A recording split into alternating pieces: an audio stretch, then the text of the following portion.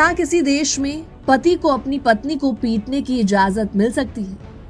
बस शर्त यह हो कि हड्डी नहीं टूटनी चाहिए। सुनने में ही रूह कांप जाए, लेकिन अफगानिस्तान में ऐसा ही एक नया कानून लागू किया गया है। अफगानिस्तान में तालिबान सरकार ने नई दंड संहिता यानी पीनल कोड लागू किया है और ये करीबन 90 पन्नों का कानून है, जिस पर तालिबान के सुप्रीम लीडर हिब्बतुल्लाह अखुंदजादा ने साइन कर दिए हैं। इस कानून के तहत पति को अपनी पत्नी और बच्चों को शारीरिक सजा देने की अनुमति दी गई है, बशर्ते इससे हड्डी न टूटे और गंभीर चोटें न लगे। अगर पति पत्नी को इतना मारे कि फ्रैक्चर हो जाए या गहरी चोट लगे तो उसे अधिकतम 15 दिन की जेल की सजा हो सकती है। लेकिन यहाँ सबसे बड़ा सवाल ये है, सजा तभी मिलेगी जब महिला खुद अदालत में जाकर हिंसा साबित करे। महिला को पूरी तरह ढके हुए कपड़ों में जज के सामने अपने घाव दिखाने होंगे और इतना ही नहीं, अदालत में उसके साथ उसका पति या कोई पुरुष गार्जियन मौजूद होना जरूरी है। यानी पीड़िता को न्याय पाने के लिए भी उसी सिस्टम पर निर्भर रहना पड़ेगा जहां पुरुषों की मौजूदगी अनिवार्य है। और इस नए कानून ने 2009 में लागू हुए महिलाओं के खिलाफ हिंसा उन्मूलन कानून को खत्म कर दिया है। ये कानून पूर्व सरकार ने महिलाओं की सुरक्षा के लिए लागू किया था।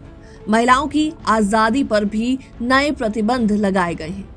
अगर कोई शादीशुदा महिला अपने पति की इजाजत के बिना रिश्तेदारों से मिलने जाती है तो उसे 3 महीने तक की जेल हो सकती है।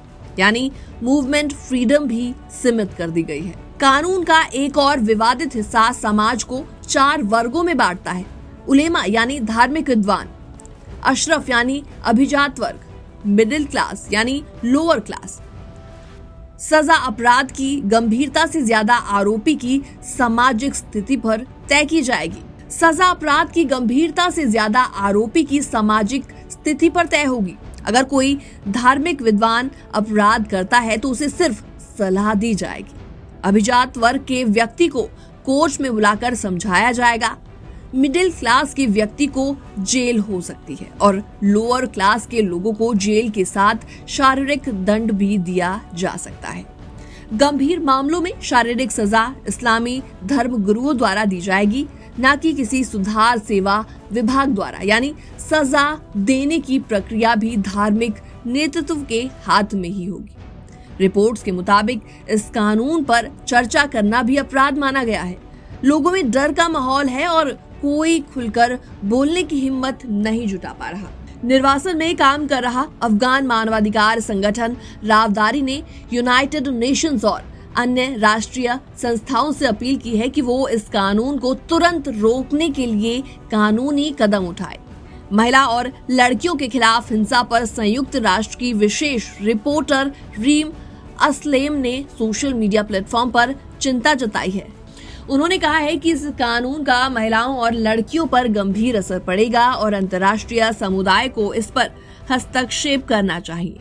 भारत जैसे देश में जहां महिलाएं धीरे धीरे अपनी अधिकारों के लिए आगे बढ़ रही हैं, वहां से देखने पर अफगानिस्तान की स्थिति और भी चिंताजनक लगती है।